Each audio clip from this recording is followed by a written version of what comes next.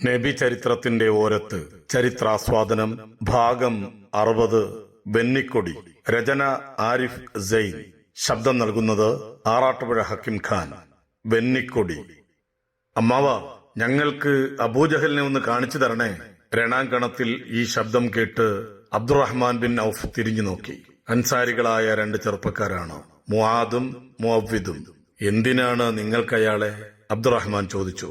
അയാളാണ് തിരുദൂതരെ ഏറ്റവും കൂടുതൽ ദ്രോഹിക്കുകയും ശകാരിക്കുകയും അപവദിക്കുകയും ചെയ്യാറുള്ളത് എന്ന് ഞങ്ങൾക്കറിയാം. വിശ്വാസികളെ ഏറ്റവും കൂടുതൽ പീഡിപ്പിച്ചതും അയാളാണത്രേ. കണ്ടുകിട്ടിയാൽ നിങ്ങൾക്ക് മുമ്പേ അയാളെ വകവരുത്താൻ ആളുകളുണ്ട് മക്കളെ, ബിൻ ഔഫ് പറഞ്ഞു. വിശ്വാസികളുടെ ഭാഗത്തു നിന്നുള്ള അതിശക്തമായ ചെറുത്തുനിൽപ്പ്, മലക്കുകളുടെ സഹായ സൈന്യം, അള്ളാഹുവിന്റെ അപരിമേയമായ പിന്തുണ എല്ലാം തികഞ്ഞു തെളിഞ്ഞു വന്ന ആ സമയം തൊട്ട് ഖുറൈശിപ്പട പതുക്കെ തളർച്ചയുടെ ലക്ഷണങ്ങൾ കാണിച്ചു തുടങ്ങി. മുഹമ്മദിനെയും സംഘത്തെയും കണ്ടുകിട്ടിയാൽ തങ്ങൾ കാണിച്ചു കൂട്ടാൻ പോകുന്ന പരാക്രമങ്ങളെക്കുറിച്ച് വീരസ്യം മുഴക്കിയിരുന്നവരൊക്കെ യുദ്ധക്കളം വിട്ടോടിപ്പോയിരുന്നു. അബൂജഹൽ അപ്പോഴും തളരാത്ത വീര്യത്തോടെ പൊരുതിക്കൊണ്ടിരുന്നു. അതാ അയാൾ പടജനത്തിനിടയിലൂടെ ഓടി നടന്ന് ആവേശിപ്പിക്കുന്ന അബൂജഹലിനെ ബിൻ ഔഫ് മുആദിന് ചൂണ്ടിക്കാണിച്ചു കൊടുത്തു. മുആദ് ഓടിച്ചെന്ന് ചുറ്റിലും സൈനികർ തീർത്ത വലയം ഭേദിച്ച് അബൂജഹലിനെ ഇടിച്ചു നിലത്തിട്ടു. അയാളുടെ മകൻ ഇക്രിമ മുആദിന്റെ തോളിൽ ആഞ്ഞുവെട്ടി. കൈ അറ്റു വീഴാറായി. എന്നാൽ ഒരു കൈ ചർമ്മത്തിന്റെ നേർത്ത ബലത്തിൽ മാത്രം ശരീരത്തിൽ തൂങ്ങി നിൽക്കുമ്പോൾ പരിക്കേൽക്കാത്ത കൈ ഉപയോഗിച്ച് വിപദ്ഭയമില്ലാതെ മുആദ് റളിയല്ലാഹു അൻഹു പൊരുതി.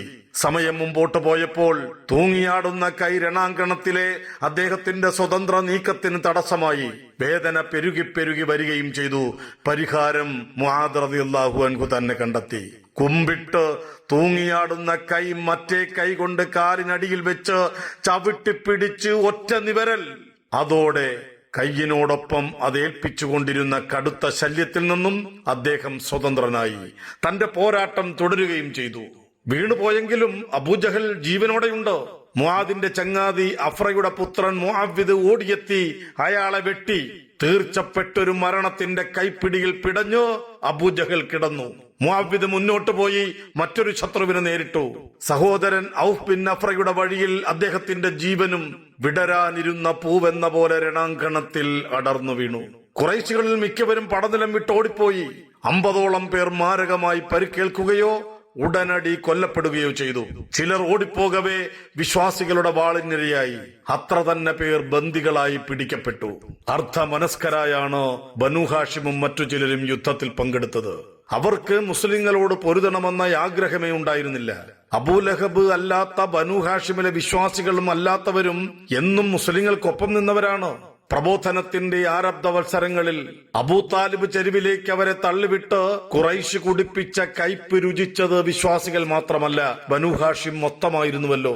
അബ്ദുൽ മുത്തലിബിന്റെ പുത്രൻ അബ്ബാസ് ഖുറൈശി സേനയെ അനുഗമിച്ചത് പ്രിയരിൽ പ്രിയനായ സഹോദര പുത്രൻ യുദ്ധത്തിൽ തോറ്റുപോകുന്ന നില വന്നാൽ അവിടെ സമാധാനത്തിന്റെ ഒലിവ് ചില്ല നീട്ടിക്കാട്ടാനായിരുന്നുവെന്ന് പശ്ചാത്കാല വിവരണങ്ങളിൽ നിന്ന് ചരിത്രകാരൻ ഗ്രഹിച്ചെടുത്തു.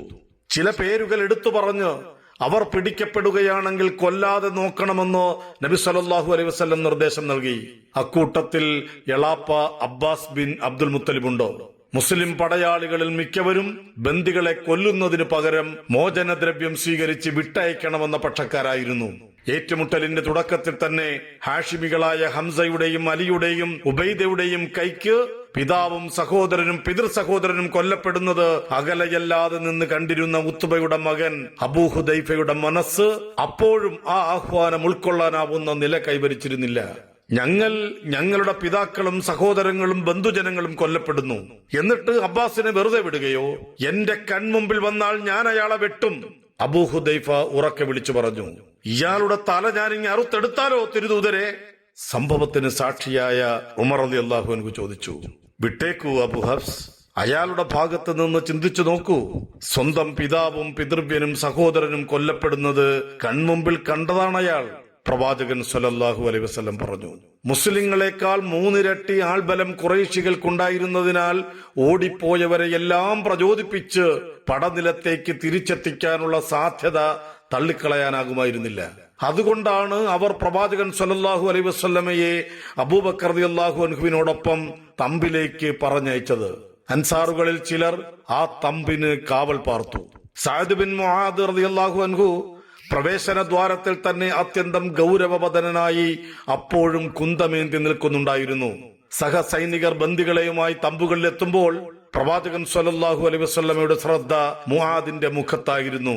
അവർ ചെയ്യുന്നത് നിങ്ങൾക്കൊട്ടും ഇഷ്ടപ്പെടാത്തതുപോലെ ഉണ്ടല്ലോ സഅദ്. നബി സ്വല്ലല്ലാഹു അലൈഹി വസല്ലം ആരാഞ്ഞു.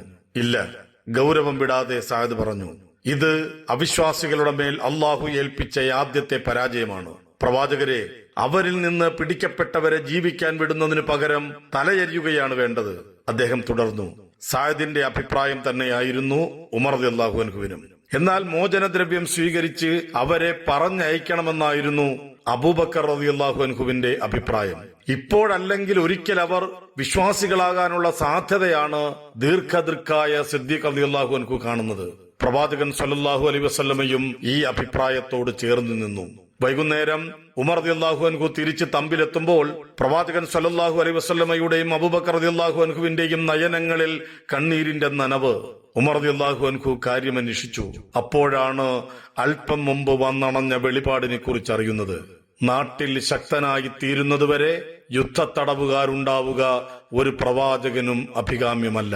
ഇഹലോകത്തെ വിഭവങ്ങളാണ് നിങ്ങൾ ആഗ്രഹിക്കുന്നത്, അള്ളാഹു ഉദ്ദേശിക്കുന്നതാകട്ടെ പരലോകത്തെയും. മറ്റൊരു വെളിപാടിലൂടെ മോചനദ്രവ്യം സ്വീകരിച്ച് ബന്ദികളെ വെറുതെ വിടാനുള്ള തീരുമാനം പക്ഷേ അള്ളാഹു അംഗീകരിച്ചതായി അറിവായി. തീരുമാനം തിരുത്തേണ്ടതില്ല. ബന്ദികൾക്കായി മറ്റൊരു സന്ദേശവുമുണ്ട്. പ്രവാചക, താങ്കളുടെ പിടിയിലുള്ള ബന്ദികളോട് പറഞ്ഞേക്കുക, നിങ്ങളുടെ ഹൃദന്തങ്ങളിൽ നന്മകൾ എന്തെങ്കിലും ഉണ്ടെന്ന് അള്ളാഹു അറിയുന്ന മുറക്ക് നിങ്ങളിൽ നിന്ന് പിടിച്ചതിനേക്കാൾ നല്ലതു നൽകി നിങ്ങളോടവൻ പൊറുക്കുന്നതാണ്. അള്ളാഹു അപാരമായി പൊറുക്കുന്നവനും കരുണാനിധിയുമാണ്. മറ്റൊരാളുണ്ടല്ലോ, അബൂജഹൽ. എന്തു വന്നാലും ജീവിക്കാൻ അനുവദിക്കാൻ പാടില്ലാത്ത ഒരാൾ. അയാൾ കൊല്ലപ്പെട്ടുവെന്ന് കേട്ടത് ശരിയാണെങ്കിൽ മൃതശരീരം തെരഞ്ഞുപിടിക്കാൻ നബി സല്ലല്ലാഹു അലൈഹി വസല്ലം ഉത്തരവിട്ടു.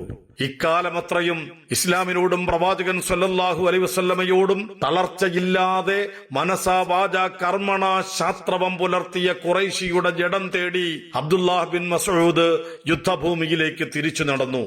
വീണുകിടക്കുന്ന തനിക്കും നീലാകാശത്തിനുമിടയിൽ കുനിഞ്ഞു നിന്ന് തന്നെ നോക്കി നിൽക്കുന്ന മക്കക്കാരനായ അബ്ദുള്ളയെ തിരിച്ചറിയാൻ മാത്രമുള്ള പ്രജ്ഞ അപ്പോഴേക്കും ധാരാളം രക്തം വാർന്നു പോയിരുന്ന അയാളുടെ ശരീരത്തിൽ അവശേഷിച്ചിരുന്നു. എങ്ങനെ മറക്കാനാണ്? അബ്ദുള്ളയായിരുന്നു കഅബക്കരികിൽ വെച്ച് ആദ്യമായി ഖുർആൻ പാരായണം നടത്തിയത്. അഹന്തയിൽ കോപാക്രാന്തനായി അബൂജഹൽ അയാളെ കഠിനമായി തൊഴിച്ചു വീഴ്ത്തുകയും മുഖത്ത് മുറിവേൽപ്പിക്കുകയും ചെയ്തു. സ്വാധീനശൂന്യനും അടിമയായ മാതാവിന്റെ മകനുമായിരുന്നുവല്ലോ അന്ന് അബ്ദുള്ള. ബനൂ സുഹ്റയുടെ സഖ്യകക്ഷിക്കാരൻ മാത്രമായിരുന്ന അയാൾക്ക് വേണ്ടി മഖ്സൂം വംശജനെതിരെ ഒരാളും ഒരു ശബ്ദവും ഉയർത്തിയില്ല. യുദ്ധക്കളത്തിൽ അടിതെറ്റി വീണുകിടക്കുന്ന ഈ മനുഷ്യൻ അന്ന് തനിക്കേൽപ്പിച്ച അപമാനത്തിന് പകരം ചോദിക്കാനുള്ള സമയം താലത്തിൽ വെച്ച് നൽകിയിരിക്കുകയാണ് വിധി. അബ്ദുള്ള ചിന്തിച്ചു. ശക്തിവാർന്ന് ശകലീകൃതനായ ശത്രുവിന്റെ കഴുത്ത് അബ്ദുള്ള തന്റെ കാൽക്കു കീഴിലാക്കി. ദീനമായ സ്വരത്തിൽ അബൂജഹൽ, നീ ഇപ്പോ ഉയരത്തിൽ കേറിയിരിക്കുന്നു കുഞ്ഞിടയ എന്ന് ധാഷ്ട്യം വിടാതെ ഇടറി. ആർക്കാണ് വിജയം? വേർപ്പെടാൻ നിമിഷങ്ങൾ മാത്രം ബാക്കിയുള്ള ചേതനയുടെ ദുർബലതയിലും അബൂജഹൽ തിരക്കി. അള്ളാഹുവും അവന്റെ ദൂതനും മുസ്ലിങ്ങളും വിജയിച്ചിരിക്കുകയാണ്, അബ്ദുള്ള പറഞ്ഞു. തുടർന്ന് സത്യത്തിന്റെ മാർഗത്തിൽ പ്രതിബന്ധങ്ങൾ വലിച്ചിടാൻ തന്റെ ആയുസ് ചിലവഴിച്ച പീഠകന്റെ തല ശരീരത്തിൽ നിന്ന് വേർപെടുത്തി പ്രവാചക സന്നിധിയിലെത്തിച്ചു. നബി സല്ലല്ലാഹു അലൈഹി വസല്ലം അള്ളാഹുവിന് സ്തുതിയോതി. അൽഹംദുലില്ലാഹ്, നമ്മുടെ കാലത്തെ ഫറോവയാണയാൾ, പ്രവാചകൻ സല്ലല്ലാഹു അലൈഹി വസല്ലം പറഞ്ഞു. അന്ന് കൊല്ലപ്പെട്ട ഖുറൈശി മൂപ്പന്മാർ വേറെയും ഉണ്ടായിരുന്നല്ലോ.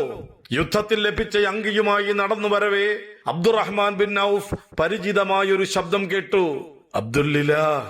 തിരിഞ്ഞു നോക്കിയപ്പോൾ പഴയ സ്നേഹിതനും ഇസ്ലാമിന്റെ കൊടിയ ശത്രുക്കളിൽ മുമ്പനുമായ ഉമയ്യ ബിൻ ഖലഫ്. റഹ്മാനെ തനിക്ക് പരിചയമില്ലെന്നും ഞാൻ നിങ്ങളെ അബ്ദുല്ലിലാഹ് എന്നേ വിളിക്കൂ എന്നും ഉമയ്യ മക്കയിൽ വെച്ച് പറയാറുണ്ടായിരുന്നത് ബിൻ ഔഫ് അപ്പോൾ ഓർത്തു.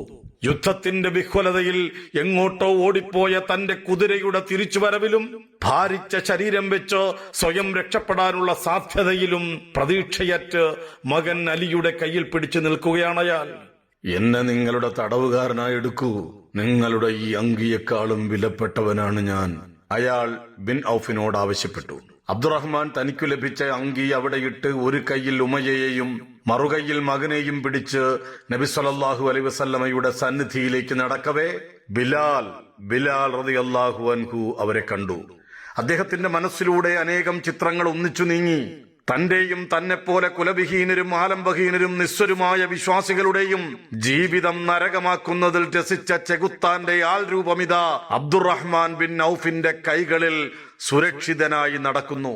ഏതൊക്കെ ചിത്രങ്ങളായിരിക്കും ബിലാൽ റളിയല്ലാഹു അൻഹുവിന്റെ അകക്കണ്ണിലൂടെ മിന്നിമറഞ്ഞിട്ടുണ്ടാവുക. നഗ്നമേനിയിൽ ചാട്ടവാറുകൊണ്ടടിച്ചത്, വേനൽ ചൂട് കുടിച്ച് തിളച്ച മരുഭൂമണൽപ്പരപ്പിൽ മലർത്തിക്കിടത്തി നെഞ്ചിൻ കൂടിനുമേൽ കല്ലുകയറ്റി വെച്ച് വികൃതി പിള്ളേരെ കൊണ്ട് കെട്ടിവലിപ്പിച്ച് ആർത്തു ചിരിച്ചത് ഉമയ്യ. ബിലാൽ അനിച്ഛാപ്രേരണയിൽ വിളിച്ചു പറഞ്ഞു, അവിശ്വാസത്തിന്റെ തലയാൾ, അയാൾ ബാക്കിയായാൽ ഞാൻ ജീവിച്ചിരിക്കില്ല. ഒട്ടും മയമില്ലാതെ പെരുമാറിയ ബിലാലിന്റെ നീക്കം ബിൻ ഔഫിൽ നീരസമുണ്ടാക്കി. ഇവരെ ഞാൻ തടവുകാരായി പിടിച്ചതാണ്.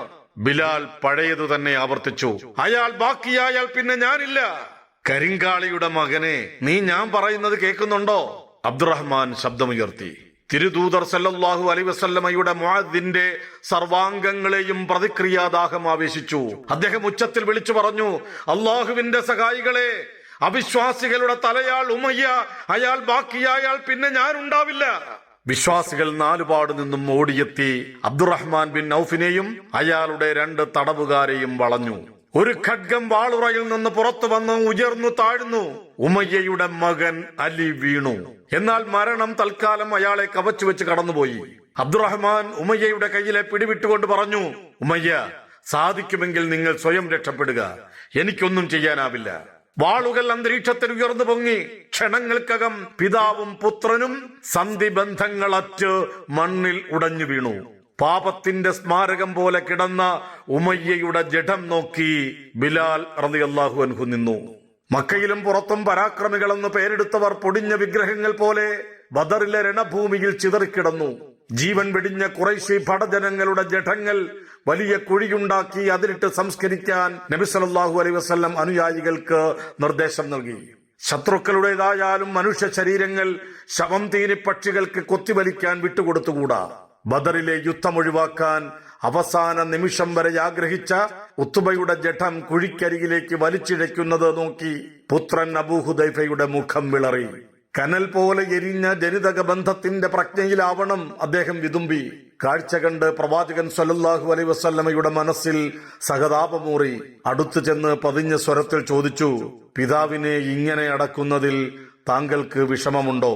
അബൂ ഹുദൈഫ പറഞ്ഞു, പ്രവാചകരെ, എന്റെ പിതാവിന്റേതടക്കമുള്ളവരുടെ ജഡം സംബന്ധിച്ച് അങ്ങയുടെ നിർദ്ദേശമോ നമ്മുടെ ആളുകൾ അദ്ദേഹത്തിന്റെ ജഡം സംസ്കരിച്ച സ്ഥലമോ സംബന്ധിച്ച് എനിക്ക് പ്രശ്നമൊന്നുമില്ല. എന്നാൽ യുക്തിമാനും വിവേകിയും മഹത്വമേറെയുള്ളവനുമായിട്ടാണ് ഞാൻ എന്റെ പിതാവിനെ കണ്ടിരുന്നത്. അദ്ദേഹം വിശ്വാസിയാകും എന്ന് ഞാൻ പ്രതീക്ഷിച്ചു. പക്ഷേ അദ്ദേഹത്തിന് വന്നുപെട്ട ഈ അവസ്ഥ, അദ്ദേഹം അവിശ്വാസത്തിന്റെ ഏതൊരവസ്ഥയിലാണ് കൊല്ലപ്പെട്ടതെന്ന് കണ്ടപ്പോൾ എന്റെ പ്രതീക്ഷകളെല്ലാം അസ്ഥാനത്തായല്ലോ എന്നോർത്ത് വിതുമ്പിപ്പോയതാണ് പ്രവാചകരെ. ഉത്തുബയുടെ നന്മകളെക്കുറിച്ച് പ്രവാചകൻ സല്ലല്ലാഹു അലൈഹി വസല്ലമയും അന്നേരം ഓർത്തിരിക്കണം. അബൂ താലിബിന്റെയും ഖദീജയുടെയും മരണമേൽപ്പിച്ച ഏകാന്തമായ ഇടവേളയ്ക്കൊടുവിൽ സഹായം പ്രതീക്ഷിച്ചെത്തിയ പ്രവാചകൻ സല്ലല്ലാഹു അലൈഹി വസല്ലമയെയും ദത്തുപുത്രൻ സെയ്ദിനെയും തായിഫിലെ ബന്ധുക്കൾ വികൃതിപ്പിള്ളേരെ വിട്ട് കല്ലെറിഞ്ഞാട്ടുന്നത് അവിടെയുള്ള തങ്ങളുടെ വേനൽക്കാല വസതിയിലിരുന്ന് കാണാനിടയായ ഉത്തുബയും സഹോദരൻ ഷൈബയും ഏതാനും മുന്തിരിക്കുലകൾ താലത്തിലാക്കി നിനേവാദേശക്കാരനായ പരിചാരകൻ അബ്ദാസിന്റെ വശം കൊടുത്തുവിട്ടത് മറക്കാൻ അദ്ദേഹത്തിനാവില്ലല്ലോ. പ്രവാചകൻ സല്ലല്ലാഹു അലൈഹി വസല്ലം അബൂ ഹുദൈഫയുടെ കൈത്തലത്തിൽ തടവി അദ്ദേഹത്തിനു വേണ്ടി പ്രാർത്ഥിച്ച് നല്ല വാക്കുകൾ പറഞ്ഞ് തിരിച്ചു നടന്നു. പ്രിയമുള്ളവരെ, നിങ്ങൾ ഇതുവരെ കേട്ടത് നബി ചരിത്രത്തിന്റെ ഓരത്ത് ചരിത്രാസ്വാദനം ഭാഗം 60 വെന്നിക്കൊടി. രചന ആരിഫ് സൈൻ. ശബ്ദം നൽകിയത് ആറാട്ടുപുഴ ഹക്കിം ഖാൻ. ഇൻഷാ അല്ലാഹ് തുടരും.